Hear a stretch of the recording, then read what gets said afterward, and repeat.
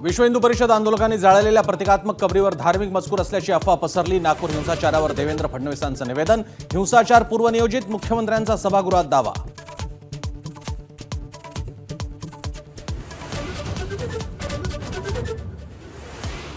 नागपुरातल्या राड्यानंतर सर्वपक्षीय नेत्यांचं एकमेकांकडे बोट। अबू आझमी यांनी पहिली सुरुवात केली। सत्ताधाऱ्यांचा हल्लाबोल तर नितेश राणेंसारख्या वादग्रस्त वक्तव्यांमुळे ठिणगी पडली, विरोधकांचा आरोप।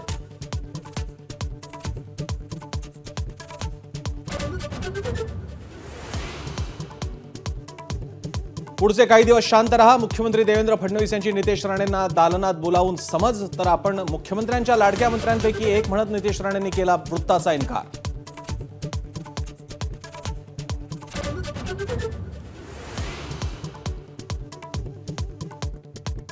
छावा चित्रपटानंतर लोकांच्या मनात औरंगजेबाबद्दल राग वाढला। देवेंद्र फडणवीसांचं सभागृहात वक्तव्य तर औरंगजेबाचं समर्थन म्हणजे देशद्रोह्यांचं समर्थन, एकनाथ शिंदेंचं मत।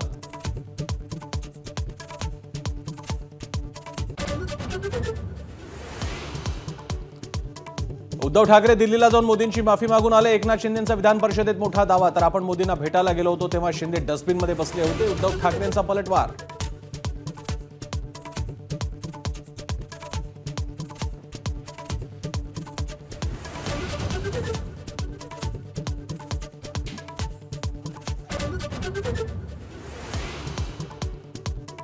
मुंबई महानगरपालिकेच्या निवडणुका ऑक्टोबरनंतरच होणार। सूत्रांची माहिती, कोर्टात निकाल लागला तरी निवडणुकीच्या तयारीला 100 दिवस लागण्याची शक्यता।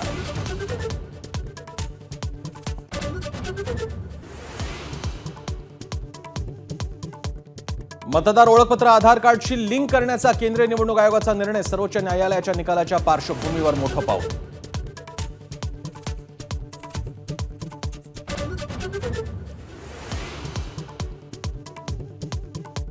भारतीय वंशाची अंतराळवीर सुनीता विल्यम्स आणि बुच विल्मोर पृथ्वीच्या दिशेनं झेपावले। 9 महिन्यांच्या अंतराळवासानंतर पृथ्वीवर परतण्याचा योग।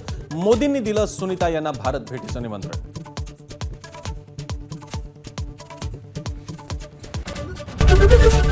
एबीपी माझा, उघडा डोळे बघा नीट।